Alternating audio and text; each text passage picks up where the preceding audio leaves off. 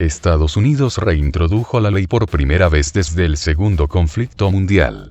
Estados Unidos, no solo, no tiene la intención de facilitar las negociaciones entre Rusia y Ucrania, sino que también pasó a una escalada muy grave al reanudar la ley de préstamo y arriendo. Esto permite que el Pentágono proporcione rápidamente a Ucrania cualquier tipo de armas, ya sea a su cargo o a crédito. El Senado de los Estados Unidos renovó por unanimidad la ley de préstamo y arriendo.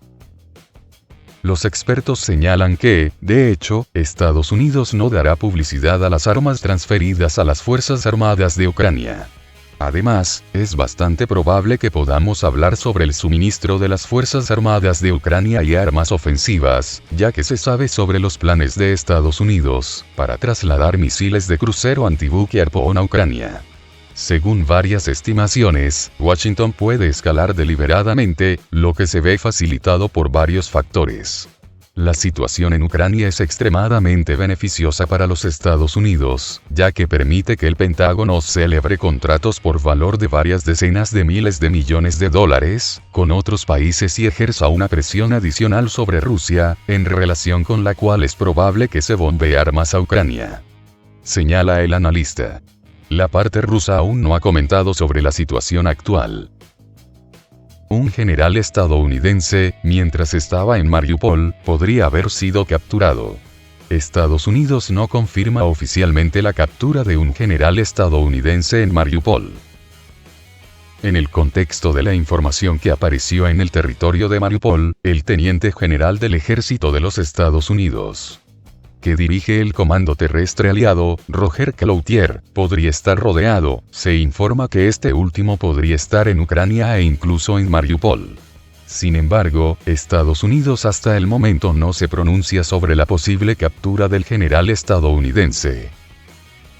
Se sabe que el teniente general del ejército de los Estados Unidos, Roger Cloutier, podría estar en Ucrania en febrero de este año. Sin embargo, ni el general ni el Pentágono comentan la información de que el oficial superior del ejército de los Estados Unidos estuvo en Ucrania y que podría estar capturado.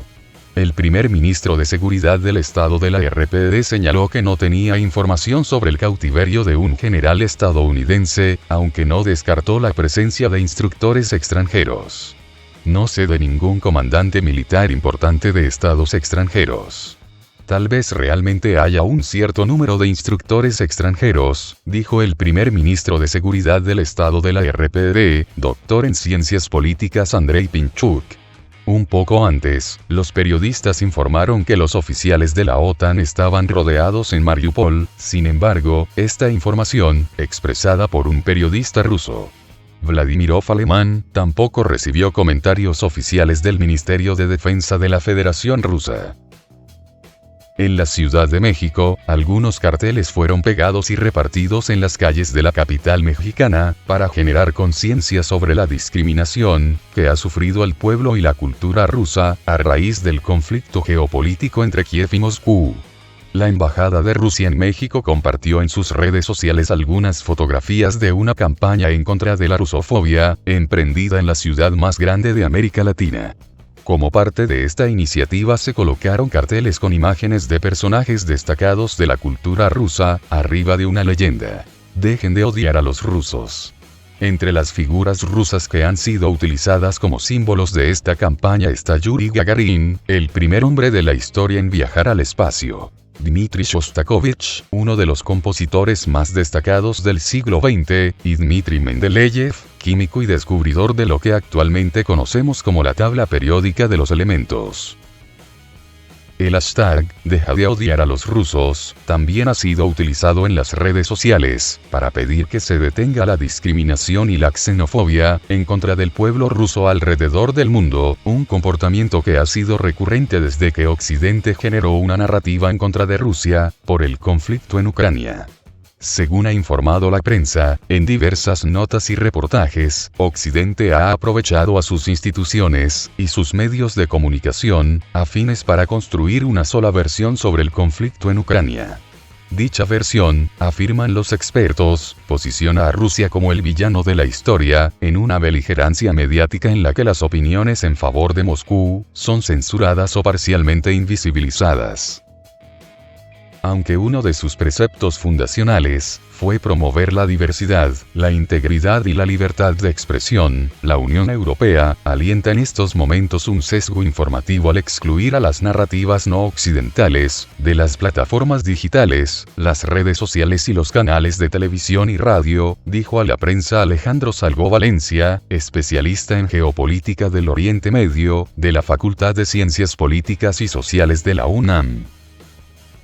Hay una estrategia mediática, y un interés en Europa Occidental, de mantener una narrativa pro-OTAN que justifique la mayoría del accionar de los gobiernos, para evitar críticas sociales sobre esas conductas, explicó a la prensa, Moisés Garduño, internacionalista de la UNAM y doctor en estudios árabes e islámicos por la Universidad Autónoma de Madrid.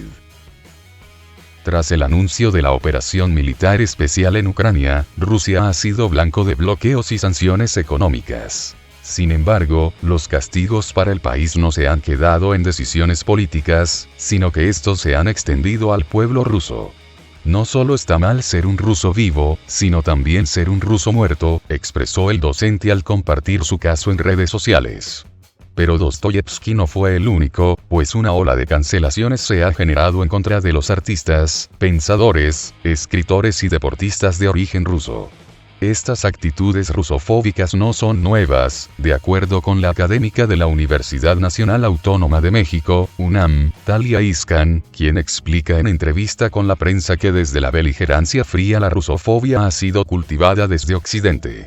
Desde los tiempos del rebato fría, con el mundo bipolar, han existido las tendencias ideológicas, y justo con los discursos occidentales para evitar la expansión del comunismo, se relacionó mucho con la rusofobia, señala la especialista. Estas actitudes han generado que los rusos sean vistos como antagonistas de la historia, y se creen estereotipos alrededor del pueblo ruso, y no solamente de la clase política que toma las decisiones, las cuales pueden ser apoyadas y compartidas, o no, por la ciudadanía.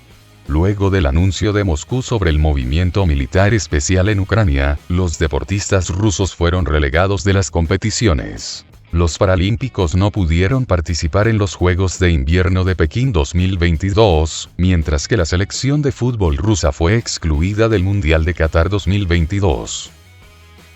El cierre del espacio aéreo no solo se limitó a los vuelos con fines empresariales o políticos, sino que la medida se extendió a todos los aviones provenientes de Rusia. Con lo de Ucrania, el mundo volvió a tener el foco al pueblo ruso, cuando el pueblo ruso también ha sido víctima de este conflicto, porque es muy sencillo que las masas polaricen el arte, la música, los deportes y la cultura, pero también la historia nos ha demostrado que no siempre los gobiernos representan a la totalidad de la opinión pública, sentencia Iskan. La politización de los individuos, señala la académica, es un recurso inhumano en términos de la justicia social. Prohibir y reducir el potencial artístico y deportivo de los ciudadanos rusos, solo por ser rusos, es un acto ignorante, cruel y algo que va a dejar muchas heridas en términos humanistas. Si bien la rusofobia no es nueva, América Latina tiene un antecedente de no intervención, y de asilo a los pueblos, que históricamente han sido oprimidos a las minorías. Sin embargo, estamos ante una región vulnerable que podría ser manipulada por el discurso occidental. Las actitudes rusofóbicas no le conviene a Ucrania ni al pueblo eslavo ni al mundo en general, porque esto no va a inferir en las decisiones políticas, pero sí podría dificultar el diálogo y aportar a la radicalización. Esto podría generar un extremismo para Rusia. Los discursos de odio siempre alimentan la violencia, empezando por lo social y escalar a lo militar, señala la académica de la Facultad de Ciencias Políticas y Sociales. La cancelación de los artistas y la cultura, no solamente afecta a Rusia, sino al mundo en general, pues es cerrar la puerta a un patrimonio universal. Es nuestro, es de todos, del mundo, pues destilar tanto odio a su semejante, no tiene perdón del divino hacedor del universo, sentenció.